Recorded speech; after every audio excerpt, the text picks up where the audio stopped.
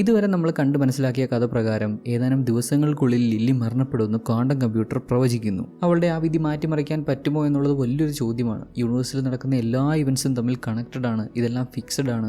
ഭാവി മാറ്റിമറിക്കുക എന്നത് പോസിബിൾ അല്ല, ബിക്കോസ് ഇതെല്ലാം കണക്റ്റഡ് ആണ്. കോസ് ഉണ്ടെങ്കിൽ അതിന്റെ എഫക്റ്റും ഉണ്ടാവും എന്നൊക്കെയാണ് അമായയിലെ ഡെവ് സ്റ്റീവിന്റെ ഹെഡായിട്ടുള്ള കേറ്റി ഉറപ്പിച്ച് പറയുന്നത്. നോക്കാം എങ്ങനെയാകും ലില്ലിയുടെ വിധിയെന്ന്. ക്വാണ്ടം കമ്പ്യൂട്ടർ പ്രവചിച്ചത് സത്യമാകുമോ എന്ന്. ദെൻ സെക്യൂരിറ്റി ചീഫ് കെൻഡൻ ലില്ലിയെ മീറ്റ് ചെയ്യാൻ പുള്ളിക്കാരുടെ വീട്ടിലെത്തുമ്പോൾ ലില്ലി അവിടെ ഇല്ല. വീടിന്റെ പരിസരത്ത് വീടും കൂടിയൊന്നും ഇല്ലാത്ത പീറ്റുണ്ട്. അയാളോട് കാര്യം തിരക്കിയപ്പോൾ ഈ വന്നിരിക്കുന്ന കെൻഡൻ ആരാണെന്നറിയാതെ എന്താ സംഭവം എന്നറിയാതെ പുള്ളിക്കാരൻ അവൾ എവിടെ പോയതാണെന്ന് പറയാൻ മടിക്കുന്നുണ്ട്. ഇവിടെ ഞാൻ പോലീസൊന്നുമല്ല, അവള് എവിടെയാണ്? ഇയാൾ പോലീസ് അല്ലെന്നൊക്കെ ഓൾറെഡി പീറ്റിന് മനസ്സിലായി. എന്നാലും കണ്ടിട്ടൊരു പന്തിയില്ല. ലില്ലി ഇപ്പോൾ പോകുന്ന സാഹചര്യവും ഇയാൾ ഇങ്ങോട്ട് വന്നതുമൊക്കെ എന്തോ ഒരു പന്തികേട് പോലെ. അത് എന്താണെന്നറിയോ മിസ്റ്റർ, എനിക്ക് തോന്നുന്നു നിങ്ങൾക്ക് വേണ്ടിയാണ് ലില്ലി ആ ജനലിൽ ആ മെസ്സേജ് എഴുതി ഒട്ടിച്ച് വെച്ചേക്കുന്നതെന്ന്. കെൻഡൻ നോക്കിയപ്പോൾ ലില്ലി അവിടെ തെറി എഴുതി വെച്ചേക്കുന്നു. ഇത് കെൻഡനെ ഉദ്ദേശിച്ച് എഴുതിയതല്ല. നേരത്തെ ലില്ലിയെ ഒരു റഷ്യൻ ഓപ്പറേറ്റീവ് മീറ്റ് ചെയ്തിരുന്നല്ലോ, ആന്റോൺ. അയാൾ പറയുന്നുണ്ടായിരുന്നല്ലോ ലില്ലിയുടെ ജനലിനടുത്തുള്ള കസേര നീക്കി കഴിഞ്ഞു കഴിഞ്ഞാൽ അയാൾ ഇവളെ കോൺടാക്ട് ചെയ്തോളാമെന്ന്. അങ്ങനെ നിരീക്ഷിക്കുന്നുണ്ടെന്ന്. അത് ഇഷ്ടപ്പെടാത്തതുകൊണ്ട്, ഇവളെ ഇങ്ങനെ നിരന്തരം നിരീക്ഷിച്ചുകൊണ്ടിരിക്കുന്ന ഇഷ്ടപ്പെടാത്തതുകൊണ്ട് അയാൾ കാണാൻ വേണ്ടി അങ്ങനെ എഴുതി വെച്ചതാ. ഇത് കാണിച്ചു കൊടുത്ത പീറ്റിനെ കെൻഡൻ വല്ലാണ്ടൊരു നോട്ടം നോക്കും.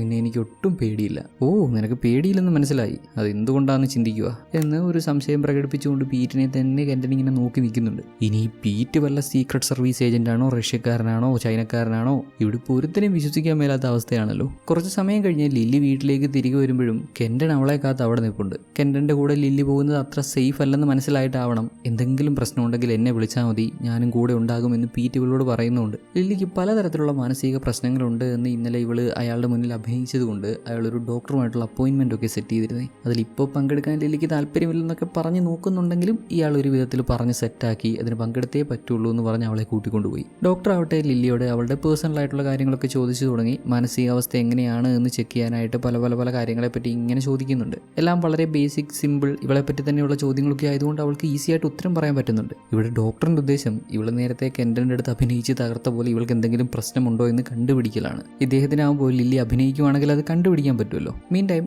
ഡെവ്സിൽ അവിടെ വർക്ക് ചെയ്യുന്ന നമ്മുടെ ലിൻഡൻ വലിയൊരു ഇമ്പ്രൂവ്മെന്റ് ഉണ്ടാക്കി. 2000 വർഷം പാസ്റ്റിലേക്ക് പ്രൊജക്ട് ചെയ്ത് അവിടെ ജീസസ് ക്രൈസ്റ്റ് സംസാരിക്കുന്നത് അദ്ദേഹത്തിന്റെ ഭാഷ ഇവർക്ക് ക്യാപ്ചർ ചെയ്തെടുക്കാൻ പറ്റി. ഇത്രയും നാൾ ഇവർക്ക് കിട്ടിക്കൊണ്ടിരുന്ന വിഷ്വൽസിലാണെങ്കിലും സൗണ്ട് വേവ്സിലാണെങ്കിലും അത്ര ക്ലാരിറ്റി ഇല്ല. എന്താ ഏതാന്ന് വ്യക്തമായി മനസ്സിലാക്കാൻ ബുദ്ധിമുട്ടുണ്ടായിരുന്നു. ഇവിടെ ഇപ്പോൾ ആ ഒരു പ്രശ്നമാണ് ലിൻഡൻ സോൾവ് ചെയ്തത്. ഇത്രയും നാൾ ഇവർ പലരും മാറി ട്രൈ ചെയ്തിട്ടും പറ്റാത്ത കാര്യം അവൾക്ക് എങ്ങനെ സാധിച്ചു? ഉത്തരം, ഇത്രയും നാൾ ഇവരെല്ലാം ഫോളോ ചെയ്തിരുന്നത് ഡി ബ്രോയിൽ ബോമിന്റെ പൈലറ്റ് വേവ് തിയറിയാണ്. ക്വാണ്ടം മെക്കാനിക്സിൽ പാർട്ടിക്കിൾ ചുമ്മാ അങ്ങ് ചലിക്കുമല്ല, അതിനും ഒരു റൂട്ടുണ്ട്. ഉദാഹരണമായി വെള്ളത്തിൽ ഒരു ബോൾ പൊങ്ങിക്കിടക്കുന്നു. അവിടെ ഒരു വേവ് ഉണ്ടാകുമ്പോൾ എന്ത് സംഭവിക്കും? ബോൾ ചലിക്കും, ഒരു പ്രത്യേക രീതിയിൽ വേവിനനുസരിച്ച് ചലിക്കും. വെള്ളത്തിലുണ്ടാവുന്ന വേവും അതിന്റെ വേഗതയും ഒക്കെ കൃത്യമായി മനസ്സിലാക്കാൻ സാധിച്ചാൽ ബോൾ എങ്ങോട്ടാണ് ചലിക്കുന്നത് എന്ന് നമുക്ക് കറക്റ്റായിട്ട് പ്രെഡിക്റ്റ് ചെയ്യാൻ സാധിക്കുമല്ലോ. അത്തരത്തിൽ പ്രെഡിക്റ്റ് ചെയ്യാൻ സാധിക്കും എന്ന് പറയുന്ന ഒരു ഇന്റർപ്രിട്ടേഷൻ വെച്ചാണ് ഇത്രയും നാൾ ഇവർ വർക്ക് ചെയ്തുകൊണ്ടിരുന്നത്. എന്നാൽ നമ്മുടെ ലിൻഡൻ ആവട്ടെ ആ ഒരു ഇന്റർപ്രിട്ടേഷൻ മാറ്റിയിട്ട് പകരം മെനി വേൾഡ്സ് ഇന്റർപ്രിട്ടേഷൻ യൂസ് ചെയ്തു. ഇവിടെ പറയുന്നത് എന്താണ്? ക്വാണ്ടം ലെവലിൽ ഒരു മാറ്റം ഉണ്ടാകുമ്പോൾ പല വേൾഡ്സ് ആയിട്ട് സ്പ്ലിറ്റ് ആവുന്നു, പല ലോകങ്ങൾ ഉണ്ടാവുന്നു.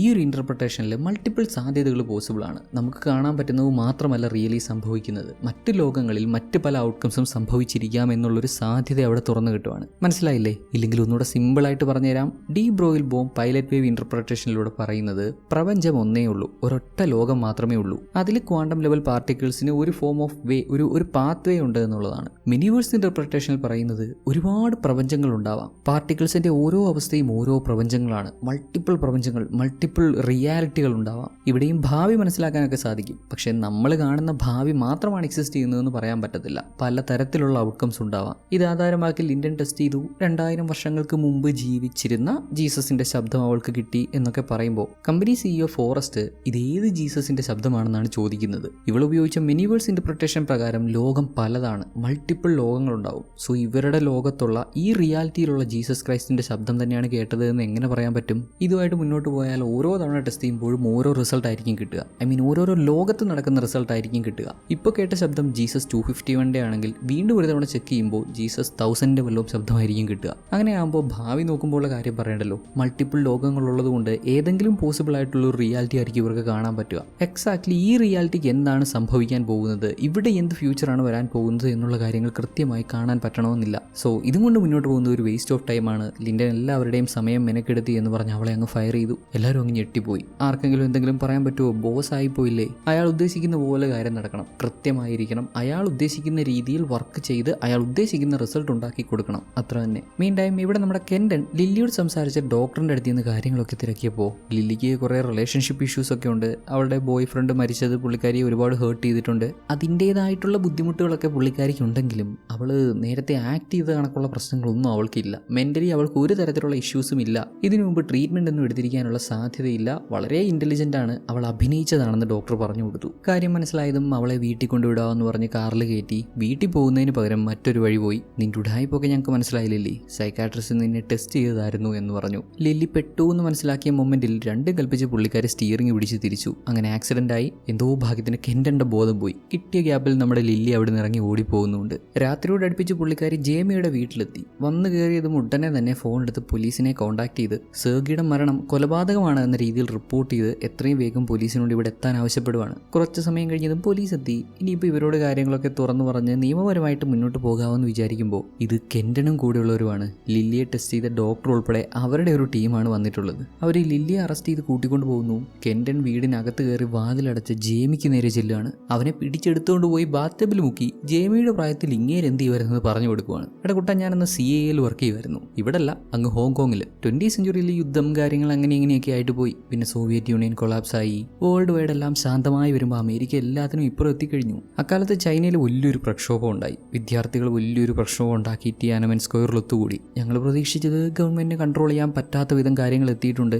ചൈനയും തകർന്നു. ഇനി ഞങ്ങൾക്കെല്ലാം സ്മൂത്ത് ആയിരിക്കുമെന്നാണ്. പക്ഷേ ചൈനീസ് ഗവൺമെന്റ് എന്ത് ചെയ്തെന്നോ, സോൾജിയേഴ്സിനെ ഉപയോഗിച്ച് ആ പ്രക്ഷോഭം അടിച്ചമർത്തി. കൊല്ലാൻ പറ്റുന്നവരെല്ലാം കൊന്നു. മൊത്തത്തിനെ തീർത്ത് കളഞ്ഞു. ഇന്ന് ആ ചൈനയാണ് ലോകത്തിലെ ഏറ്റവും പവർഫുൾ ആയിട്ടുള്ള ഫോഴ്സ്. സോ എൻ്റെ പോയിന്റ് എന്താണെന്ന് വെച്ചാൽ, വിചാരിച്ചാൽ നമുക്കെല്ലാം കൺട്രോൾ ചെയ്യാൻ പറ്റുന്നതേ ഉള്ളൂ, നിയന്ത്രിക്കാൻ പറ്റുന്നതേ ഉള്ളൂ. ഞാൻ ഉദ്ദേശിക്കുന്നത് മനസ്സിലായോ? നിനക്കത് മനസ്സിലാക്കി തരാൻ ഞാനൊരു സൂത്രം കാണിച്ചു തരാം എന്നും പറഞ്ഞ് നമ്മുടെ ജേമിയുടെ കൈ പിടിച്ച് വിരളങ്ങോട്ടിച്ചു.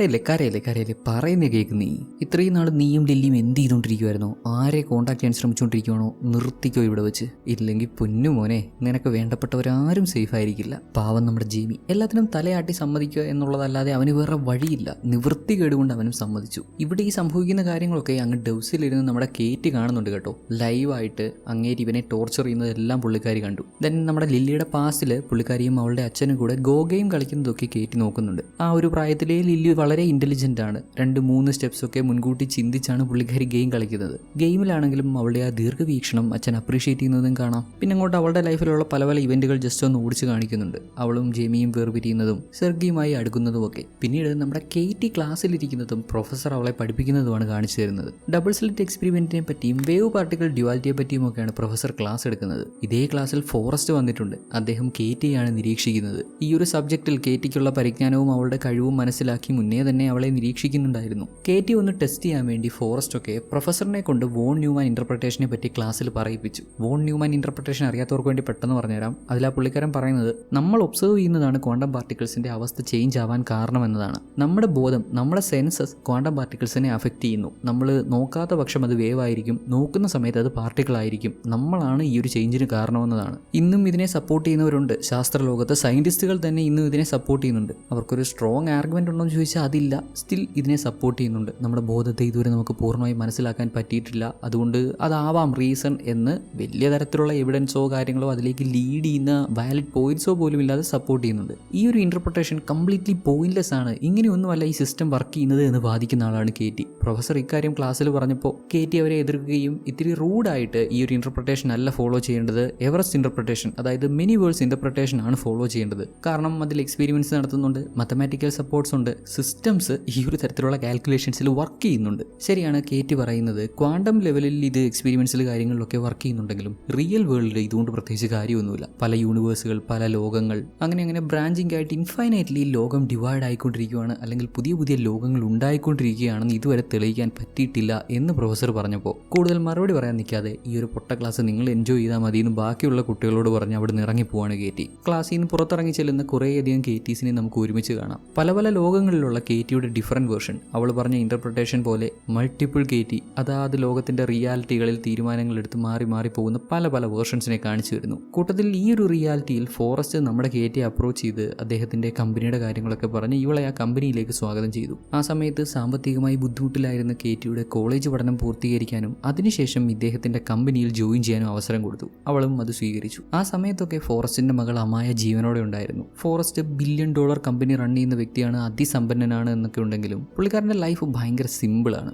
സിമ്പിൾ ലൈഫ് സ്റ്റൈൽ, വലിയ സെറ്റപ്പ് ഒന്നുമില്ലാത്ത അത്യാവശ്യം നല്ല ഒരു വീട്, ഫാമിലിയോടൊപ്പം ഒരുപാട് സമയം സ്പെൻഡ് ചെയ്യും, പ്രത്യേകിച്ച് മകളുടെ കൂടെ ഒത്തിരി സമയം സ്പെൻഡ് ചെയ്യും. ബില്യണർ ആണെങ്കിലും ഒരു സാധാരണക്കാരനെ പോലെയാണ് ജീവിക്കുന്നത്. വീട്ടിലെ എല്ലാ ജോലികളും ചെയ്ത് പ്രത്യേകം എല്ലാത്തിനും ജോലിക്കാരെയൊന്നും വെക്കാതെ സിമ്പിളായിട്ട് ഒരുപാട് കാര്യങ്ങൾ ചെയ്യുന്നുണ്ടെങ്കിലും സമാധാനമുള്ളൊരു ലൈഫ് ലീഡ് ചെയ്യുന്ന വ്യക്തി. ആളുടെ ക്ലോത്തിങ് എന്നെ ശ്രദ്ധിച്ചറിയാം. എക്സ്പെൻസീവ് ആയിരിക്കാം, പക്ഷെ ഒരുമാതിരി കുളമാക്കിയിട്ടില്ല. നല്ല മിനിമൽ ആയിട്ടുള്ള സാധനങ്ങൾ മാത്രം. A perfect man, perfect life. എല്ലാം കൊണ്ടും പുള്ളിക്കാരൻ അടിപൊളിയായിരുന്നു. ഒരു ദിവസം ആൾ മാത്രം വീട്ടിലിരിക്കുന്നു. ഭാര്യയും മകളും പുറത്തു പോയതാണ്. അവരെ അങ്ങോട്ട് ഫോൺ ചെയ്തു. അവർ വീട്ടിലെത്താറായി, ഇപ്പോൾ വരും എന്ന് പറഞ്ഞപ്പോൾ ഇദ്ദേഹവും ഇറങ്ങി റോഡിലേക്ക് ചെന്നു. വൈഫും മകളും കാറിൽ വരുന്നത് കാണാം. ഇദ്ദേഹം അത് നോക്കി അവരോട് ഫോണിൽ സംസാരിച്ച് അങ്ങനെ അങ്ങോട്ട് ചെന്നപ്പോൾ പെട്ടെന്നായിരുന്നു ഒരു ആക്സിഡന്റ് ഉണ്ടായത്. ക്രോസ് റോഡ് കയറി വന്ന കാർ ഇടിച്ച് ഈ റിയാലിറ്റിയിൽ ഇദ്ദേഹത്തിന്റെ മകളെ നഷ്ടപ്പെട്ടു. മറ്റു പല റിയാലിറ്റികൾ, മറ്റു പല യൂണിവേഴ്സുകളിൽ സംഭവിക്കുന്ന കാര്യവും ഇവിടെ കാണിച്ചു വരുന്നുണ്ട്. ചില റിയാലിറ്റികളിൽ ആക്സിഡന്റേ നടക്കുന്നില്ല, ചിലതിൽ ആക്സിഡന്റ് ഉണ്ടാകുന്നുണ്ടെങ്കിലും ചെറിയ തട്ടലുകളാണ്, ചിലതിൽ വലിയ അപകടങ്ങൾ ഉണ്ടാകുന്നുണ്ട്. അങ്ങനെ പോസിബിൾ ആയിട്ടുള്ള കുറച്ച് ഔട്ട്കംസ് ഒക്കെ കാണിക്കുന്നുണ്ട്. വാട്ട് എവർ, ഇവിടെ ഈ റിയാലിറ്റിയിൽ ഇദ്ദേഹത്തിന്റെ മകളെ അദ്ദേഹത്തിന് നഷ്ടപ്പെട്ടു. തുടർന്ന് ക്വാണ്ടം വേൾഡിന്റെ സാധ്യതകൾ അറിയാവുന്ന ഫോറസ്റ്റ് അദ്ദേഹത്തിന്റെ മകളെ തിരിച്ചു കിട്ടാൻ വേണ്ടി ഒരു പ്രോഗ്രാം ബിൽഡ് ചെയ്തു. ആളുടെ ഈ സങ്കടവും വിഷമവും ഒക്കെ കാരണം കേറ്റിയും ഇദ്ദേഹത്തിന്റെ കൂടെ നിന്നു. ഇദ്ദേഹത്തിന്റെ പ്രശ്നങ്ങളും ബുദ്ധിമുട്ടുകളും ഒക്കെ ഏറ്റവും നന്നായിട്ട് ഇപ്പോൾ അവൾക്കറിയാം. ഫോറസ്റ്റിനെ ഈ റിയാലിറ്റിയിൽ നഷ്ടപ്പെട്ടു പോയ അദ്ദേഹത്തിന്റെ ആ ഒരു ചെറിയ ജീവിതം, ഭാര്യയുടെയും മകളുടെയും കൂടെയുള്ള ചെറിയ ആ ഒരു ജീവിതം അദ്ദേഹത്തിന് തിരിച്ചു കിട്ടാൻ വേണ്ടിയാണ് ഇവർ ഈ പരീക്ഷണവുമായി മുന്നോട്ട് പോകുന്നത്. എന്നാൽ പ്രശ്നം എന്താണെന്ന് വെച്ചാൽ ഈ റിയാലിറ്റിയിൽ ഇത് പോസിബിൾ ആകുമോ എന്നുള്ളതാണ്. അതിനുള്ള സാധ്യത ഒട്ടും തന്നെ ഇല്ല. ഇവിടെ എല്ലാം ഫിക്സഡ് ആണ്. പാസ്റ്റും പ്രസന്റും ഫ്യൂച്ചറും എല്ലാം ഓൾറെഡി ഡിറ്റർമിൻഡ് ആണ് എന്നിവർ പറയുന്നുണ്ടല്ലോ. അതിനർത്ഥം ഇവർ ഈ പരീക്ഷണത്തിലൂടെ ഉദ്ദേശിക്കുന്നത് മറ്റെവിടെയോ ഉള്ളൊരു പോസിബിൾ ലോകത്ത് ഇദ്ദേഹത്തിന് ബെറ്റർ ലൈഫ് എന്നുള്ളൊരു കൺസെപ്റ്റ് ആയിരിക്കാം. ഈ ഒരു കൺസെപ്റ്റ് മുന്നോട്ട് വെച്ച് ആദ്യം എലിയിൽ പരീക്ഷണം നടത്തി മരിച്ചുപോയ എലിയെ ജീവിപ്പിക്കുന്നതായിട്ട്. ഈ ഒരു റിയാലിറ്റിയിൽ എലി ജീവിച്ചില്ല, പക്ഷേ മറ്റേതോ റിയാലിറ്റിയിലോ മറ്റെവിടെയോ എലി ജീവിക്കുന്നതായിട്ട് സിസ്റ്റത്തിൽ കാണിക്കുന്നുണ്ട്. മരണപ്പെട്ട എലി വീണ്ടും ജീവനോടെ വരുന്നതായിട്ട്. അന്നത് എക്സ്പെരിമെന്റിന്റെ തുടക്കം മാത്രമായിരുന്നു. ഇന്ന് അവിടുന്ന് ഒത്തിരി ഇമ്പ്രൂവ് ആയിട്ടുണ്ട്. ഈ ഒരു സിസ്റ്റം ഉപയോഗിച്ച് മുന്നോട്ട് ഇവർ എന്താണ് പ്ലാൻ ചെയ്യുന്നത് എന്നുള്ളത് ഇതുവരെയും നമുക്ക് ക്ലിയർ ആക്കി പറഞ്ഞു തന്നിട്ടില്ല. കട്ട് ചെയ്താൽ നമ്മുടെ ജേമി അവന്റെ വീട്ടുകാരെ വിളിച്ച് എത്രയും വേഗം സേഫ് ആയിട്ടുള്ള സ്ഥലത്തേക്ക് മാറാൻ ആവശ്യപ്പെടുവാണ്. കെൻഡന്റെ ഭീഷണിക്ക് വഴങ്ങി ഒതുങ്ങി അങ്ങ് പോകാൻ അവൻ ഉദ്ദേശിക്കുന്നില്ല. ആൾ രണ്ടും കൽപ്പിച്ചാണ്. എന്തൊക്കെയോ കാര്യമായിട്ട് പ്ലാൻ ചെയ്യുന്നുണ്ട്. ഫാമിലിയൊക്കെ ഒരു സൈഡിൽ സേഫ് ആക്കുന്നു. ഇനിയിപ്പോൾ എന്താണെന്ന് നമുക്ക് കണ്ടറിയാം. ഇതേ സമയം കെൻഡൻ ഫോറസ്റ്റിനോടും കേറ്റിയോടും ഇവർക്ക് വേണ്ടി ഇവൻ കൊലപാതകങ്ങളൊക്കെ ചെയ്തു, അതിന്റെ പേരിൽ എന്തായാലും ജയിലിൽ പോകാൻ പറ്റത്തില്ല. ഇനി ഈ കേസ് അങ്ങനെ എന്തെങ്കിലും സംഭവിച്ചാൽ, ലില്ലിയുടെ പ്രവൃത്തി കാരണം എന്തെങ്കിലും ഇയാൾക്ക് ദോഷമായി വന്നാൽ ഇവർ തമ്മിലുള്ള ടേംസ് തെറ്റുമെന്നൊക്കെ പറയുന്നുണ്ട്. ലില്ലിയെ അറസ്റ്റ് ചെയ്തത് പോലീസ് തന്നെയാണ്, റിയൽ പോലീസ് തന്നെയാണ്. അവളുടെ മേൽ ആരോപിക്കപ്പെട്ട കുറ്റം വാഹനം ഓടുന്നതിനിടെ സ്റ്റിയറിംഗ് പിടിച്ച് തിരിച്ച് കൺട്രോൾ കളഞ്ഞ് ആക്സിഡന്റ് ഉണ്ടാക്കി, അങ്ങനെയൊക്കെയാണ്. പിന്നെ ഇവരുടെ കൂടെയുള്ള ഡോക്ടർ അവൾ മെന്റലി അൺസ്റ്റേബിൾ ആണ് എന്നും പറഞ്ഞതുകൊണ്ട് അത്തരത്തിലൊരു ഫെസിലിറ്റിയിലേക്ക് അവളെ മാറ്റിയിരിക്കുകയാണ്. പോലീസ് പ്രൊട്ടക്ഷനൊക്കെ ഉണ്ട്. എന്നാലും അവരുടെ കണ്ണ് വെട്ടിച്ച് അവിടെ എത്തിയ നമ്മുടെ ജേമി ഇവളെ കൂട്ടിക്കൊണ്ടുപോയി. ഈ കാര്യങ്ങളൊക്കെ ഡെവ്സിലിരുന്ന് നമ്മുടെ കേറ്റി കാണുന്നുണ്ട്. ഇതെല്ലാം കണ്ട് പുള്ളിക്കാരി ചിരിക്കുകയാണ്. മേ ബി അവൾ ഇതൊക്കെ നേരത്തെ കണ്ടിട്ടുണ്ടാവും. ഫ്യൂച്ചറിൽ ഇങ്ങനെയൊക്കെയാണ് സംഭവിക്കുന്നതെന്ന് നേരത്തെ മനസ്സിലാക്കിയിട്ടുണ്ടാവും. ഇങ്ങനെയൊക്കെ സംഭവിച്ചാലാവാം അവസാനം ലില്ലി മരണപ്പെടുന്നത്. ഡെവ്സിൽ ഇവർക്ക് കാണാൻ സാധിച്ച ആ ഒരു ഡെസ്റ്റിനേഷനിലേക്ക് ലില്ലി എത്തിക്കൊണ്ടിരിക്കുകയാവാം. അന്നേ ദിവസത്തെ ജോലിയൊക്കെ കഴിഞ്ഞ് ഡെവ്സിൽ വർക്ക് ചെയ്യുന്ന സ്റ്റുവാർട്ട് എന്ന പുള്ളിക്കാരൻ അദ്ദേഹത്തിന്റെ ആർവിയിലെത്തും. ഓൾറെഡി നമ്മുടെ ലിൻഡൻ ഇവിടെ എത്തിയിരുന്നു. ഫോറസ്റ്റ് ഇവളെ കമ്പനി എന്ന് പറഞ്ഞു വിട്ടില്ലേ. അവൾക്ക് നല്ല പേടിയുണ്ട്. കാരണം ഇവരുടെ CEO ഫോറസ്റ്റ് പ്രശ്നമാണെന്ന് ഇവർക്ക് രണ്ടാൾക്കും അറിയാം. സ്റ്റുവാർട്ടിനെ സംബന്ധിച്ചിടത്തോളം അദ്ദേഹത്തിന് പ്രായമായി, ഇനിയിപ്പോൾ ഇത്രയ്ക്കൊക്കെ ഉണ്ടാവുള്ളൂ എന്നൊരു മട്ടിലാണ്. എന്നാൽ ലിൻഡന്റെ കാര്യമോ, അവൾ യങ്ങാണ്, വലിയൊരു ജീവിതവും മുന്നോട്ട് കിടപ്പുണ്ട്, ആവശ്യത്തിലേറെ പണമുണ്ട്. ഡെവ്സിൽ നിന്ന് പിരിച്ചുവിട്ടപ്പോൾ ഫോറസ്റ്റ് വലിയൊരു എമൗണ്ട് ഇവൾക്ക് കൊടുത്തിരുന്നു. അതൊക്കെ കൊണ്ട് മറ്റെവിടെയെങ്കിലും പോയി സുഖമായിട്ട് ജീവിക്കാനൊക്കെ സ്റ്റുവാർട്ട് പലതവണ പറഞ്ഞതാണ്. എന്നാൽ ലിൻഡനെ സംബന്ധിച്ചിടത്തോളം പുള്ളിക്കാരിക്ക് ഇപ്പോൾ ചെയ്യാൻ ഇഷ്ടമുള്ള ഒരേ ഒരു ജോലി ഡെവ്സിലെ ജോലി മാത്രമാണ്. വീണ്ടും കമ്പനിയിൽ കയറണം, ഫോറസ്റ്റിന്റെ കയ്യും കാലും പിടിച്ചിട്ടാണെങ്കിലും കമ്പനിയിൽ കയറണം, അതിന് സ്റ്റുവാർട്ട് ഹെൽപ്പ് ചെയ്യണം എന്നൊക്കെ പറഞ്ഞാണ് ഇപ്പോൾ വന്നേക്കുന്നത്. ഫോറസ്റ്റിന്റെ സ്വഭാവം നന്നായിട്ട് അറിയാവുന്ന സ്റ്റുവാർട്ട് വേറെ എവിടെയെങ്കിലും പോയി ജീവിച്ചു എന്ന് പിന്നെയും ഇവളോട് പറയുമ്പോൾ, സ്റ്റുവാർട്ട് നിങ്ങൾക്ക് എന്താ പറഞ്ഞാൽ മനസ്സിലാവാത്തേ? ഞാനല്ലേ ആ പ്രശ്നം സോൾവ് ചെയ്തത്. അയാൾ പറയുന്ന പോലെ യൂണിവേഴ്സിന്റെ നിയമങ്ങൾ മാറ്റാൻ പറ്റുമോ? ഒരുപാട് ലോകങ്ങളുണ്ട്, അങ്ങനെ അത് സോൾവ് ചെയ്യാൻ പറ്റത്തുള്ളൂ. പ്ലീസ് സ്റ്റുവാർട്ട്, പറയുന്നത് മനസ്സിലാക്ക്. നമുക്കിത് വർക്കൗട്ട് ആക്കിയെടുക്കാം, ഈ ഒരു സിസ്റ്റം ഇഫിഷ്യന്റ് ആക്കിയെടുക്കാം. പ്ലീസ് നിങ്ങൾ എന്നെ ഹെൽപ്പ് ചെയ്യണം. ഫോറസ്റ്റ് ഒരു ഓൺട്രപ്രണർ മാത്രമാണ്. അയാൾ പറയുന്ന അനുസരിച്ച് യൂണിവേഴ്സിന്റെ നിയമങ്ങളൊന്നും മാറ്റാൻ പറ്റില്ല. നിങ്ങൾക്ക് അറിയില്ലേ, ഒരു ക്രിമിനൽ, ആളുകളെ കൊല്ലുന്ന ഒരുത്തൻ, അവൻ പറയുന്നതാണ് നമ്മൾ കേൾക്കുന്നത്. മരിച്ചുപോയ അയാളുടെ മകളെ ഉറപ്പിക്കാൻ നോക്കുന്ന ഒരുത്തൻ. ഇങ്ങനെയൊക്കെ ചിന്തിക്കുന്ന ഒരു ഭ്രാന്തന്റെ അടുത്ത് ഡെവ്സ് പോലെ ഇത്രയും പവർഫുൾ ആയിട്ടുള്ള ടൂൾ ഉണ്ടാവുന്നത് ശരിയാവോ? ഇവളീ പറയുന്നതൊക്കെ ശരിയാണ്, പക്ഷേ ഈ പോയിന്റിൽ ഫോറസ്റ്റിനെ എതിർത്ത് എന്തെങ്കിലും ചെയ്യുന്നത് ഇവൾക്കും കൂടെ ദോഷമാവാനേ സാധ്യതയുള്ളൂ. ഇതേസമയം നമ്മുടെ ലില്ലിയും ജേമിയും അടുത്തതായി എന്ത് ചെയ്യാമെന്ന് ആലോചിക്കുവാണ്. പോലീസിനെ വിളിച്ചു. അത് ഇവർക്ക് തന്നെ വിനയായി വന്നു. ഹോസ്പിറ്റലിൽ അഡ്മിറ്റ് ആയിരുന്നു, അവിടുന്ന് ഇവളെ രക്ഷപ്പെടുത്തിക്കൊണ്ട് വന്നതാണ്. ഇനിയിപ്പം സംഭവിക്കുന്ന കാര്യങ്ങളൊക്കെ മീഡിയാസിനെ വിളിച്ച് അവരോട് പറയാമെന്ന് ശ്രമിച്ചാൽ അതും അവർ വളച്ചൊടിക്കും. കമ്പനി അത്രത്തോളം പവർഫുൾ ആണ്. അതുകൊണ്ട് ആ വഴിയൊന്നും നോക്കണ്ട, നേരെ ഫോറസ്റ്റിന്റെ അടുത്ത് ചെന്ന് അങ്ങേരോട് സംസാരിക്കാമെന്ന് തീരുമാനിച്ച് ഇരുവരും ഫോറസ്റ്റിന്റെ വീട്ടിലെത്തി. കോളിംഗ് ബെല്ല് കേൾക്കുമ്പോൾ തന്നെ ഫോറസ്റ്റിന് പിടി കിട്ടുന്നുണ്ട് ഇത് ലില്ലിയാണെന്ന്. ഇയാൾക്ക് ഇനിയിപ്പോൾ അങ്ങോട്ട് എന്താ സംഭവിക്കാൻ പോകുന്നതെന്ന് അറിയാലോ, ഫ്യൂച്ചറൊക്കെ വ്യക്തമായി അറിയാലോ. ലില്ലിയെയും ജേമിയെയും വീടിനകത്ത് കയറ്റി ഇരുവർക്കും കുടിക്കാൻ വെള്ളമൊക്കെ കൊടുത്തു. ലില്ലിയുടെ ചോദ്യങ്ങൾക്ക് ഉത്തരം പറയാൻ ബെസ്റ്റ് കേറ്റിയാണ് എന്ന് പറഞ്ഞ് ലില്ലിയും കേറ്റിയും വീടിനകത്തിരുന്ന് സംസാരിക്കുന്നു. ഫോറസ്റ്റ് ജേമിയും വിളിച്ച് പുറത്തിറങ്ങിപ്പോയി. ലില്ലിക്ക് ഇപ്പോൾ ഒരുപാട് കൺഫ്യൂഷൻസ് ഉണ്ടല്ലോ, എന്ത് വേണേലും ചോദിച്ചോ, എല്ലാത്തിനുള്ള ഉത്തരം പറഞ്ഞു തരാമെന്ന് കേറ്റിയും. ലില്ലി സെർഗിയെ പറ്റി ചോദിച്ചു.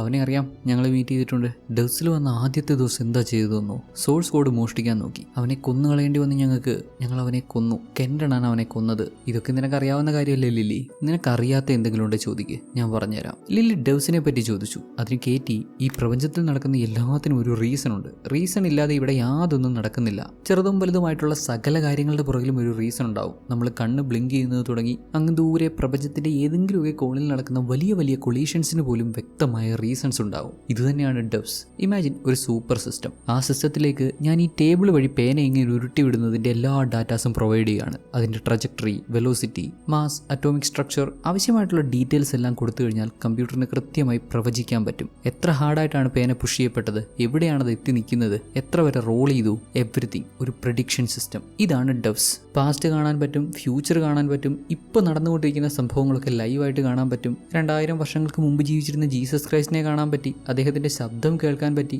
പാസ്റ്റ് കാണുന്ന പോലെ തന്നെ ഫ്യൂച്ചറിലേക്കും ഭാവിയിലേക്കും ഒരു പെർട്ടിക്കുലർ പോയിന്റ് വരെ ഇവർക്ക് കാണാൻ സാധിക്കുമെന്ന് ഈ പറഞ്ഞ ലില്ലിയെ ക്യാച്ച് ചെയ്തു. ഒരു പെർട്ടിക്കുലർ പോയിന്റ് വരെയോ? അതിനുശേഷം പിന്നെന്താണെന്ന് കേറ്റിക്കും അറിയില്ല. സിസ്റ്റത്തിൽ ഒരു പെർട്ടിക്കുലർ പോയിന്റ് വരെ മാത്രമേ കാണാൻ സാധിക്കുന്നുള്ളൂ, ഭാവിയിലെ ഒരു മൊമെന്റ് വരെ. അതിനുശേഷം പിന്നെ അങ്ങോട്ട് എന്താണ് സംഭവിക്കുന്നതെന്ന് സിസ്റ്റം കാണിച്ചു തരുന്നില്ല, അവിടെ നിന്നു പോവാണ്. കുറേ നാളുകളായിട്ട് ഈ ഒരു പോയിന്റിന് അപ്പുറം എന്ത് എന്ന് കാണാൻ ഇവർ ശ്രമിക്കുന്നുണ്ട്. എന്നാൽ ഒരു സെക്കൻഡ് പോലും അതിനപ്പുറത്തേക്ക് ഇവർക്ക് കാണാൻ സാധിക്കുന്നില്ല എന്നുള്ളതാണ്. കൃത്യമായി പറഞ്ഞാൽ ഇപ്പം മുതൽ ഏതാണ്ട് 21 മണിക്കൂറിനപ്പുറം വരെ മാത്രമേ ഇവർക്ക് കാണാൻ സാധിക്കുന്നുള്ളൂ. അതിനപ്പുറം എന്ത് എന്നറിയില്ല, എന്തുകൊണ്ടാണ് ഇങ്ങനെ സംഭവിക്കുന്നത് എന്നറിയില്ല. ഏതായാലും ഈ കാണുന്ന ഫ്യൂച്ചറിൽ നമ്മുടെ ഹീറോയിൻ ലില്ലി ഉണ്ട്. അങ്ങ് അമായയിൽ ഡെവ്സ് ലാബിൽ ലില്ലി എത്തിയിരിക്കുന്നതായിട്ടാണ് അവർക്ക് കാണാൻ സാധിക്കുന്നത്. ഇവിടെ കേറ്റി എല്ലാ കാര്യങ്ങളും തുറന്നു പറയുന്നില്ല. ഒരു കാര്യം നമുക്കറിയാം, ഇവർ കണ്ട ഭാവിയിൽ ലില്ലി മരണപ്പെടുന്നുണ്ട്. ഇപ്പോൾ കേറ്റി പറഞ്ഞതും കൂടെ വെച്ച് നോക്കുമ്പോൾ ഡെവ്സിൽ വെച്ചാണ്, അമായയിൽ ഡെവ്സിൽ വെച്ചാണ് ലില്ലി മരണപ്പെടുന്നത് എന്ന് മനസ്സിലാക്കാം. ഇതേ സമയം വീടിന് പുറത്ത് നമ്മുടെ ഫോറസ്റ്റും ജേമിയും കൂടെ ഫ്രിസ്ബി കളിക്കുവാണ്. ഇതിനിടയ്ക്ക് ഇവർ പല പല കാര്യങ്ങൾ സംസാരിച്ചിരുന്നു.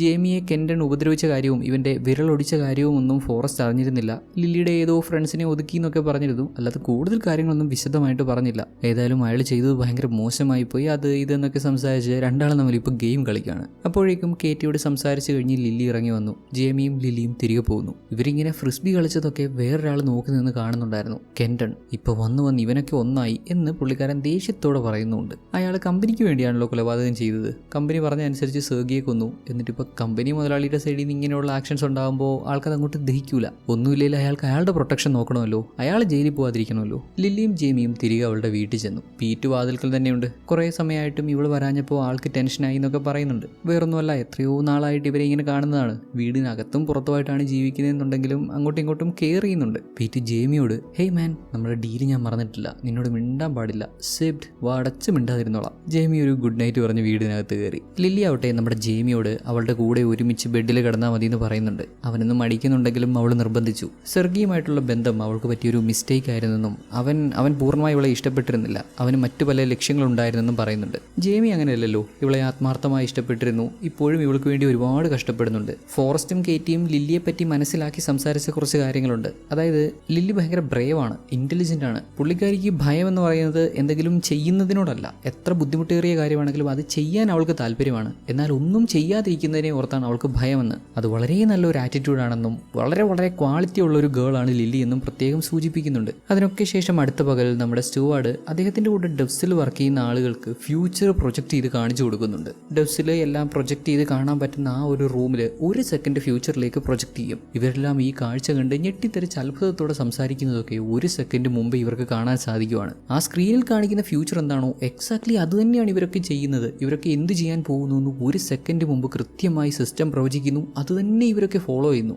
ഓർ മോർ പ്രിസൈസ്ലി നാച്ചുറലി അങ്ങനെ നടക്കുന്നു. നാച്ചുറലി ഇവരുടെ അടുത്ത മൂവ് എന്താണെന്ന് സിസ്റ്റം മനസ്സിലാക്കി കാണിച്ചു കൊടുക്കുമ്പോൾ ഇവർക്ക് തന്നെ അത്ഭുതം. ഒരു സെക്കൻഡിന് ശേഷം തങ്ങൾ എന്താണ് ചെയ്യാൻ പോകുന്നതെന്ന് ഇവർക്കെല്ലാം വ്യക്തമായി അറിയാമെങ്കിലും കൺട്രോൾ ചെയ്യാൻ പറ്റുന്നില്ല. നാച്ചുറലി അങ്ങനെ അങ്ങ് വന്നു പോവാണ്. സിസ്റ്റത്തിൽ എന്താണോ കാണുന്നത് അത് ഇവർ ചെയ്തു പോകുന്നു. ഭൂമിയിലെ ഏത് മുക്കിലും മൂലയിലും നടക്കുന്ന കാര്യങ്ങളും ഇവിടുന്ന് ഇവർക്ക് നേരിട്ട് കാണാൻ പറ്റുമല്ലോ. അതിനർത്ഥം ഇവരിപ്പോൾ ജീവിക്കുന്ന ഇതേപോലെ ഒരു റിയാലിറ്റി ആ ഒരു സിസ്റ്റത്തിനുള്ളിൽ ഉണ്ടെന്നാണല്ലോ. അതായത് നമ്മുടെ റിയൽ വേൾഡ് പോലെ തന്നെ ഒരു വേൾഡ് ആ ഒരു സിസ്റ്റത്തിനുള്ളിലുണ്ട്.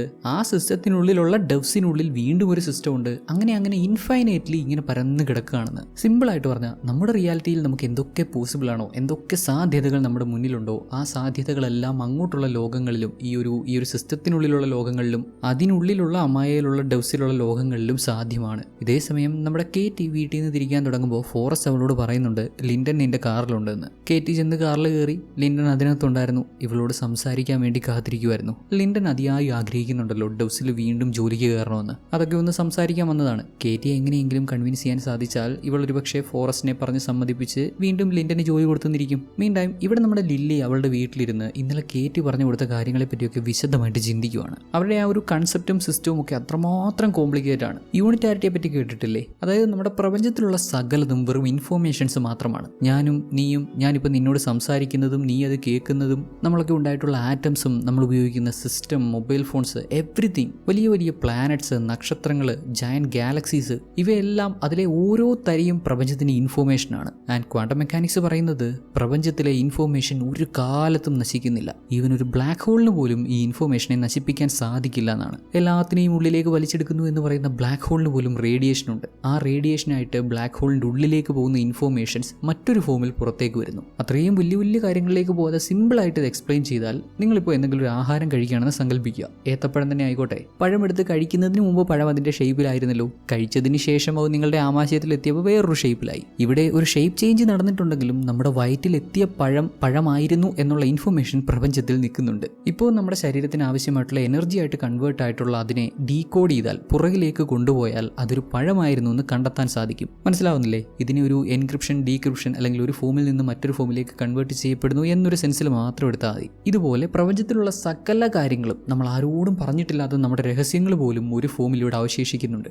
ഇതിനെല്ലാം ഡീകോഡ് ചെയ്യാനുള്ള ഒരു എൻക്രിപ്ഷൻ കീ കണ്ടെത്താൻ സാധിച്ചാൽ പ്രപഞ്ചത്തിൽ നടന്ന എല്ലാ കാര്യങ്ങളെ പറ്റിയും വ്യക്തമായ ഐഡിയ കിട്ടും. സിമ്പിളായിട്ട് പറഞ്ഞാൽ ഈ സാധനമാണ് ഇവിടെ നടന്നിട്ടുള്ളത്. ഇവർ ക്രിയേറ്റ് ചെയ്ത സിസ്റ്റത്തിലൂടെ എല്ലാത്തിനെയും ഇവർക്ക് പുറകോട്ട് കൊണ്ടുപോകാൻ സാധിച്ചു. എവറി ബിറ്റ് ഓഫ് ഇൻഫോർമേഷനെ കൃത്യമായി ട്രാക്ക് ചെയ്ത് അതിനെ ഡീക്രിപ്റ്റ് ചെയ്തു. മുമ്പ് അത് എങ്ങനെയായിരുന്നു എന്നുള്ള കാര്യം കൃത്യമായി ഡാറ്റ ഉണ്ടാക്കി. അതിനുശേഷം ഇതേ ഡാറ്റ വെച്ച് ഇത് മുന്നോട്ട് പോയാൽ എന്ത് സംഭവിക്കുമെന്ന് ഫ്യൂച്ചർ പ്രെഡിക്റ്റ് ചെയ്യുന്നു. ഡെവ്സിന്റെ വർക്കിംഗ് ഇങ്ങനെയാണ്, ഇതാണ് അതിന്റെ ബേസിക് പ്രിൻസിപ്പിൾ എന്ന് നമ്മുടെ ലില്ലി മനസ്സിലാക്കിയെടുത്തു. ഈ ഒരു പ്രിൻസിപ്പിൾ വർക്ക് ചെയ്യണമെന്നുണ്ടെങ്കിൽ ലോകം ഡിറ്റർമിനിസ്റ്റിക് ആയിരിക്കണം, എല്ലാം ഫിക്സഡ് ആയിരിക്കണം. ഫ്യൂച്ചർ അറിയാവുന്ന ആരെങ്കിലും ഫോഴ്സ്ഫുള്ളി എന്തെങ്കിലും ചേഞ്ച് ചെയ്യാൻ ശ്രമിച്ചാലും ചേഞ്ച് ആവരുത്. തുടക്കം മുതലേ ഫോറസ്റ്റും കേറ്റിയും പറയുന്നത് തന്നെയാണ്, ഈ പ്രപഞ്ചത്തിൽ എന്ത് സംഭവിക്കണമോ അത് സംഭവിക്കും, വിധി മാറ്റാൻ സാധിക്കില്ല. പ്രപഞ്ചം എഴുതിയ ഒരു കോഡ് മാത്രമാണ് നീയും ഞാനുമെല്ലാം. നമുക്ക് ഫ്രീ വിൽ ഉണ്ടെന്നും അടുത്ത നിമിഷം ഞാൻ എന്ത് ചെയ്യുമെന്ന് ഞാൻ തീരുമാനിക്കുമെന്ന് നമ്മൾ ചിന്തിക്കുന്നത് പോലും ഓൾറെഡി പ്രപഞ്ചം സെറ്റ് ചെയ്ത് വെച്ചിരിക്കുകയാണ്. ആ ഒരു ഇൻഫോർമേഷൻ അവിടെ എക്സിസ്റ്റ് ചെയ്യുന്നുണ്ട് എന്ന്. ഈ ഒരു സിസ്റ്റം ഒക്കെ ഇങ്ങനെയാണ് വർക്ക് ചെയ്യുന്നത് എന്ന് ധാരണ ഉണ്ടാക്കുന്ന ലില്ലി അവരുടെ പ്ലാൻ എല്ലാം താൻ പൊളിക്കുമെന്ന് പറയുകയാണ്.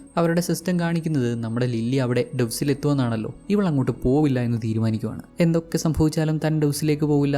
ഇവള് പോയില്ലെങ്കിൽ സിസ്റ്റം പ്രെഡിക്റ്റ് ചെയ്തത് തെറ്റാകും. ഏതാണ്ട് ഇതേ സമയം നമ്മുടെ കേറ്റി ലിൻഡനെയും കൊണ്ടൊരു ഡാമിൻ്റെ അവിടെ ചെന്നു. ഡെവ്സിൽ തിരിച്ചു കയറണമെന്ന് ആഗ്രഹിക്കുന്ന ലിൻഡൻ മിനിവേഴ്സ് ഇന്റർപ്രിട്ടേഷൻ യൂസ് ചെയ്ത് സിസ്റ്റം കുറച്ചുകൂടി എഫിഷ്യൻ്റ് ആക്കാൻ ശ്രമിച്ചത് ഫോറസ്റ്റിന് ഇഷ്ടപ്പെട്ടില്ല എന്നുള്ളത് മനസ്സിലാക്കാൻ പറ്റുന്ന കാര്യമേ ഉള്ളൂ. ഇവൾക്കും മിനിവേഴ്സ് ഇന്റർപ്രിട്ടേഷനോട് വലിയ താല്പര്യമില്ല. പൈലറ്റ് വേവ് പോലെ ആയിരിക്കണം പ്രപഞ്ചമെന്നാണ് ഇവളുടെ ആഗ്രഹം. എന്നാൽ ഇതൊന്നും അങ്ങനെയല്ല വർക്ക് ചെയ്യുന്നത്. മിനിവേഴ്സ് ഇവിടെ വർക്ക് ചെയ്യുന്നുണ്ട്, സോ അതുമായിട്ട് മുന്നോട്ട് പോകാം എന്നുള്ളൊരു തരത്തിലേക്ക് തീരുമാനം എടുക്കുമായിരുന്നു. ഇപ്പോൾ ഇതൊക്കെ പറഞ്ഞ് കേറ്റിയോട് സംസാരിച്ച് എങ്ങനെയെങ്കിലും ഫോറസ്റ്റിനെ കൊണ്ട് കൺവിൻസ് ചെയ്യിപ്പിച്ച് ഇവൾക്ക് കമ്പനിയിൽ കയറാം എന്നൊക്കെയുള്ള ഡിസ്കഷൻ വരുമ്പോൾ ഇവിടുന്ന് അങ്ങോട്ട് മുന്നോട്ട് ഫ്യൂച്ചറിൽ എന്താണ് സംഭവിക്കാൻ പോകുന്നത് എന്നുള്ള കാര്യം കേറ്റി പറഞ്ഞു കൊടുക്കുവാണ്. ലിൻഡൻ ഈ ഡാമിൻ്റെ ഇവിടെയുള്ള ഈ സുരക്ഷാ റെയിലിന് അപ്പുറം കയറി നിൽക്കും. ഇതിൽ നിന്നെല്ലാം കൈവിട്ട് ജസ്റ്റ് വിൻഡിനെ മാത്രം ഡിപ്പെൻഡ് ചെയ്ത് മിനിവേഴ്സ് ഇന്റർപ്രിട്ടേഷനിൽ പറയുന്ന പോലെ അത്രത്തോളം ലോകങ്ങളിലുള്ള സാധ്യതകൾ ടെസ്റ്റ് ചെയ്യുമെന്ന്. ഇൻഫൈനൈറ്റ് നമ്പർ ഓഫ് ലോകങ്ങളിൽ ഇവൾ ഇവിടുന്ന് താഴെ വീണ് മരണപ്പെടും. ഇൻഫൈനൈറ്റ് നമ്പർ ഓഫ് ലോകങ്ങളിൽ ഇവൾക്കൊന്നും സംഭവിക്കില്ല, ഇവൾ സേഫ് ആയിരിക്കും. ഇൻഫൈനൈറ്റ് നമ്പർ ഓഫ് ലോകങ്ങളിൽ ഇത് രണ്ടുമല്ലാതെ മറ്റ് ഔട്ട്കംസും വരും. ഏതായാലും ഇവിടുന്ന് ഇവൾ താഴെ വീണ് മരണപ്പെടാത്ത ലോകങ്ങളിലൊക്കെ വീണ്ടും ഇവൾക്ക് ഡെവ്സിൽ ജോയിൻ ചെയ്യാൻ പറ്റുന്നൊരു സാധ്യതയുണ്ട് എന്ന് നമ്മുടെ കേറ്റി പറഞ്ഞപ്പോൾ അത്രയും സമയം നല്ല ബോധത്തോടെ പക്വതയോടെ സംസാരിച്ചുകൊണ്ടിരുന്ന ലിൻഡൻ റെയിലിനിപ്പുറം കയറി നിൽക്കുവാണ്. ആ ഒരു സാധ്യത പരീക്ഷിക്കാമെന്ന് കരുതി. ഒരുപക്ഷെ ഇവൾ ഇവിടുന്ന് താഴെ വീണ് മരണപ്പെടാത്ത വീണ്ടും ഡെവ്സിൽ ജോയിൻ ചെയ്യുന്ന ഇൻഫൈനൈറ്റ് നമ്പർ ഓഫ് ലോകങ്ങളിൽ ഒന്നാണ് ഇതെങ്കിലോ. ചില തിരിച്ചറിവുകളൊക്കെ മനുഷ്യനെ മഹാപൊട്ടത്തരം കാണിക്കാൻ പ്രാപ്തരാകുമെന്ന് കേട്ടിട്ടില്ലേ? ചിലരൊക്കെ പറയാറുണ്ട് മൈൻഡ് ഒന്നേ ഉള്ളൂ. എല്ലാവരുടെയും മൈൻഡ് സബ് കോൺഷ്യസ്ലി ആ ഒരു മൈൻഡിലേക്ക് കണക്റ്റഡ് ആയിരിക്കുവാണ്. ലൈഫ് ഒന്നാണ്, മറ്റത് മറിച്ചതാണ് ഒരുമാതിരി ഫിലോസഫി പറയുന്ന പോലെ ഭ്രാന്ത് വിളിച്ച് പറയത്തില്ലേ. ചിലപ്പോൾ അവർ പറയുന്നതായിരിക്കും ശരി, നമുക്കായിരിക്കും ഭ്രാന്ത്. വാട്ട് എവർ ഇറ്റ് ഈസ്, ഇങ്ങനെ ഒരു കൺഫ്യൂസിങ് സ്റ്റേജിൽ നമ്മൾ എത്തിക്കഴിഞ്ഞാൽ പിന്നെ രക്ഷയില്ല. അതേ അവസ്ഥയിലായിപ്പോയി ലിൻഡനും. രണ്ടും കൽപ്പിച്ച് അവിടെ അങ്ങനെ കയറി നിന്നു. ഈ റിയാലിറ്റിയിൽ സംഭവിക്കാൻ പോകുന്ന ഫ്യൂച്ചർ എന്താണെന്ന് കേറ്റിക്ക് വ്യക്തമായി ബോധമുണ്ടെങ്കിലും പുള്ളിക്കാരി അത് ലിൻഡനോട് പറഞ്ഞില്ല. ഒരുപക്ഷെ പറഞ്ഞാൽ വിധി മറ്റൊന്നാകുമോ ആകില്ലയോ നമുക്കറിയില്ല. എന്നാലും വിധി മറ്റൊന്നാക്കാനുള്ള ഒരു ശ്രമം പോലും പുള്ളിക്കാരുടെ അടുത്തൊന്നും ഉണ്ടാവുന്നില്ല. കാരണം നമ്മൾ ഓൾറെഡി ഡിസ്കസ് ചെയ്തു, കേറ്റി ആ ഒരു സിസ്റ്റത്തെയും ഈ ഒരു വേൾഡിനെയും ഒക്കെ ഇങ്ങനെയാണ് കാണുന്നത്. ആ സിസ്റ്റത്തിൽ എന്ത് കാണുന്നോ അത് അതുപോലെ സംഭവിച്ചേ പറ്റൂ എന്ന് കരുതുന്ന ആളാണ്. എല്ലാം പ്രീ ഡിറ്റർമൈൻഡ് ആണ്. അതുകൊണ്ട് തന്നെ ഇവിടെ ഒന്നും മാറ്റിമറിക്കാനായിട്ട് ശ്രമിക്കരുത് എന്നും കൂടി വിചാരിക്കുന്ന ഒരാളാണ്. ഏതായാലും ലിൻഡൻ അവളുടെ ചാൻസ് എടുത്തു. ലിൻഡൻ താഴേക്ക് തെറിച്ച് വീഴുന്നു. ഒരു ലിൻഡൻ വീണു, രണ്ടാമത് മറ്റൊരു ലിൻഡൻ വീഴുന്നു, വീണ്ടും ലിൻഡൻ ഇങ്ങനെ താഴേക്ക് വീണുകൊണ്ടിരിക്കുന്നു. അതായത് ഇത് പല പല ലോകങ്ങളിൽ സംഭവിക്കുന്നതാണ്. ഒരുപാട് ലോകങ്ങളിൽ ലിൻഡൻ താഴേക്ക് വീഴുന്നുണ്ട്. അങ്ങനെ പോയി ഫൈനലി നമ്മുടെ ഈ ലോകത്തുള്ള ലിൻഡനും താഴേക്ക് തെറിച്ച് വീണ് മരണപ്പെടുന്നതാണ് കാണിച്ചു തരുന്നത്. ഇതിങ്ങനെ കാണിക്കുന്നതിന്റെ കൂടെ തന്നെ ഡബ്സിൽ വർക്ക് ചെയ്യുന്ന സ്റ്റുവാർട്ട് ഇല്ലേ, ആ പുള്ളിക്കാരൻ ഫിലിപ്പ് ലാർക്കിന്റെ ഓബേഡ് എന്ന കവിതയുടെ കുറച്ച് ഭാഗവും ഇങ്ങനെ വായിക്കുന്നുണ്ട്. മരണത്തെപ്പറ്റി ഓർത്തുള്ള നമ്മുടെ ഭയത്തെപ്പറ്റി ആഴത്തിൽ ഇൻ ഡെപ്തിൽ ഡിസ്കസ് ചെയ്യുന്ന ഒരു കവിതയാണത്. മരണത്തോടടുക്കുമ്പോൾ നമ്മുടെയൊക്കെ മനസ്സിൽ വലിയൊരു എംപ്റ്റിനെസ് ആയിരിക്കും. അത് നമ്മൾ ചെയ്തിട്ടുള്ള കുറ്റങ്ങളും തെറ്റുകളും മാത്രം ഓർത്തിട്ടായിരിക്കില്ല. അതിലേറെ മരണം എന്ന ആ ഒരു ഭീകരതയെ ഓർത്തിട്ടുള്ള ഭയമാണ്. അതിനപ്പുറം ഇനി എന്ത് എന്നുള്ളത് നമുക്ക് ധാരണയില്ലാത്തൊരു കാര്യമാണല്ലോ. ഭൂമിയിലോ അല്ലെങ്കിൽ ഈ പ്രപഞ്ചത്തിലോ എല്ലാത്തിൽ നിന്നും നമ്മുടെ എക്സിസ്റ്റൻസ് ഇല്ലാതാവുന്ന, നമ്മളെ വലിയൊരു എംപ്റ്റിനെസ് കടന്നു പിടിക്കുന്ന അവസ്ഥ. പല മതങ്ങളും മരണത്തിന്റെ ഈ ഭയം മറച്ചു പിടിക്കാൻ ശ്രമിക്കുന്നുണ്ട്. മരണത്തിനപ്പുറം ഒരു ലോകമുണ്ട്, ആ ലോകത്ത് ചെന്ന് ജീവിക്കാമെന്നൊക്കെ പ്രചരിപ്പിക്കുന്നുണ്ട്. എന്നിരുന്നാലും മരണത്തോടുള്ള ഭയം മനുഷ്യനെ വിട്ടുപോകുന്നില്ല. ഡെത്ത് എന്നത് കാണാനോ കേൾക്കാനോ നമുക്ക് തൊടാനോ ചിന്തിക്കാനോ സ്നേഹിക്കാനോ ഒന്നും കഴിയാത്തൊരവസ്ഥയാണത്രേ. ഈ ലോകത്ത് നമുക്ക് സാധ്യമായിരുന്നതെല്ലാം നഷ്ടപ്പെടുന്ന ആ ഒരു എംപ്റ്റിനെസ് അവസ്ഥ. ഒന്നുമില്ലാത്ത തീർത്തും എംപ്റ്റിനെസ് ആണ് മരണമെങ്കിലും അത് സംഭവിച്ചേ മതിയാവൂ എന്ന് കവി പറയുന്നു. ഇവിടെ ഇവർ ഡബ്സിൽ ഇത്ര വലിയൊരു സിസ്റ്റം ക്രിയേറ്റ് ചെയ്തു, ഇത്രയും എഫിഷ്യൻ്റ് ആയിട്ടുള്ളൊരു സിസ്റ്റം ക്രിയേറ്റ് ചെയ്തു. എന്നാൽ അത് വെച്ച് മരണത്തെ തടഞ്ഞു നിർത്താൻ സാധിക്കുമോ? ഇൻഫൈനൈറ്റ് നമ്പർ ഓഫ് ലോകങ്ങളുണ്ടെങ്കിലും മരണം എന്നത് യാഥാർത്ഥ്യമാണ്. ഈ ലോകത്തിൽ മരണം കുറച്ച് നേരത്തെ എത്തിയെങ്കിൽ മറ്റൊരിടത്ത് മരണം കുറച്ച് താമസിച്ചായിരിക്കും. അത്രമാത്രമേ വ്യത്യാസമുള്ളൂ. അൾട്ടിമേറ്റ്ലി ഡെത്ത് എന്ന റിയാലിറ്റിയിൽ, ഡെത്ത് എന്ന എംപ്റ്റിനെസ്സിൽ എല്ലാവരും എത്തിച്ചേരും എന്ന് പറഞ്ഞു വെക്കുന്നു. ഡബ്സിലെത്തിയ ഫോറസ്റ്റിനോട് ഇവർ ക്രിയേറ്റ് ചെയ്തുകൊണ്ടിരിക്കുന്ന ആ ഒരു സിസ്റ്റം അതിൻ്റെ ഫുൾ കപ്പാസിറ്റിയിലെത്തി. ഇപ്പോൾ അതിനകത്ത് എല്ലാം പ്രോപ്പറായിട്ട് വർക്ക് ആവുന്നുണ്ട് എന്ന് സ്റ്റുവാർട്ട് അറിയിക്കുന്നുണ്ട്. എങ്ങനെ എന്ന ഫോറസ്റ്റിന്റെ ചോദ്യത്തിന് ഇയാളുടെ ആശയത്തെ, ഫോറസ്റ്റ് പറഞ്ഞ ആശയത്തെ ഇവരെല്ലാം തള്ളിക്കളഞ്ഞു. ലിൻഡൻ പറഞ്ഞ ആശയത്തെ ഫോളോ ചെയ്തു. മെനിവേഴ്സ് ഇന്റർപ്രിട്ടേഷൻ ആധാരമാക്കി വർക്ക് ചെയ്തപ്പോൾ സിസ്റ്റം ഏറ്റവും എഫിഷ്യൻ്റ് ആയിട്ട് ഏറ്റവും പ്രോപ്പറായിട്ട് വർക്ക് ചെയ്യുന്നു. അത് എല്ലാ തരത്തിലുള്ള കാര്യങ്ങൾക്കും കേപ്പബിൾ ആയി കഴിഞ്ഞു എന്നറിയിക്കുകയാണ്. കൂടാതെ നിനക്ക് മാർക്ക് ആന്റണി ആരാണെന്ന് അറിയാമോ എന്ന് സ്റ്റുവാർട്ട് ഫോറസ്റ്റിനോട് ചോദിക്കുന്നുണ്ട്. ശരിക്കും ആരാണ് Mark Antony? Marcus Antonius Roman ചക്രവർത്തിയായ ജൂലിയസ് സീസറിന്റെ ഏറ്റവും അടുത്ത ഫ്രണ്ടായിരുന്നു. പുള്ളിക്ക് എന്താ പറ്റിയെന്നോ? സീസർ മരിച്ചു കഴിഞ്ഞ് ക്ലിയോപാട്രയുമായിട്ട് ബന്ധമുണ്ടാക്കി. അത് കാരണം പല പ്രശ്നങ്ങളുണ്ടായി. റോം ഒരു സിവിൽ വാറിലേക്ക് പോയി. ഒടുക്കം ക്ലിയോപാട്രയും മാർക്കും ആത്മഹത്യ ചെയ്യേണ്ടി വന്നു. ഇവിടെ ഒരുപാട് അധികാരവും ഒരുപാട് സ്നേഹം തോന്നുന്നതൊന്നും തെറ്റാണെന്നല്ല. എന്നാൽ ഇത്തരത്തിലുള്ള ഇമോഷൻസ് കാരണം വലിയ വലിയ മണ്ടത്തരങ്ങൾ കാണിക്കരുത് എന്നാണ് ഉദ്ദേശിക്കുന്നത്. ഇവിടെ ഇപ്പോൾ ഫോറസ്റ്റ് ചെയ്തുകൊണ്ടിരിക്കുന്നത് എന്താണ്?